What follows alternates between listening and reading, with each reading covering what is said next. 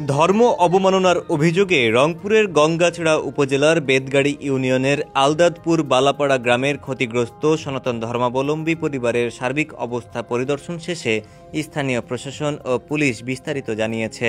সোমবার জেলা প্রশাসক মোহাম্মদ রবিউল ফাইসাল ঘটনাস্থল পরিদর্শন শেষে এ ঘটনার বিস্তারিত জানান বলে প্রধান উপদেষ্টার প্রেস উইং থেকে জানানো হয়েছে।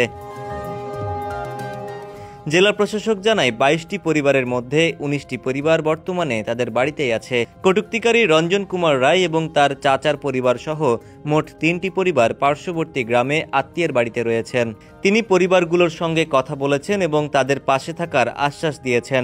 বর্তমানে আইন শৃঙ্খলা পরিস্থিতি স্বাভাবিক রয়েছে। সেনাবাহিনী ও পুলিশ নিরাপত্তা ব্যবস্থায় নিয়োজিত রয়েছে। এদিকে রংপুরের পুলিশ সুপার মোহাম্মদ আবু সাইম জানান, সনাতন ধর্মাবলম্বী পরিবারগুলোর ওপর হামলার ঘটনায় মোট ১২টি বাড়ি ক্ষতিগ্রস্ত হয়। এই বাড়িগুলোতে ২২টি পরিবার বসবাস করত। তিনি জানান, রঞ্জন আটক হওয়ার পর থেকেই তার বাবা, দাদা এবং চাচার পরিবার বাড়ি ছেড়ে অন্যত্র আছেন। অন্যান্য ১৯টি পরিবারের সব পুরুষ সদস্য তাদের নিজ নিজ বাড়িতেই আছেন। ঘরবাড়ি ভাঙা থাকায় কিছু নারী সদস্য মালামাল নিয়ে রিকশা ভ্যান যোগে অন্যত্র চলে গেছে।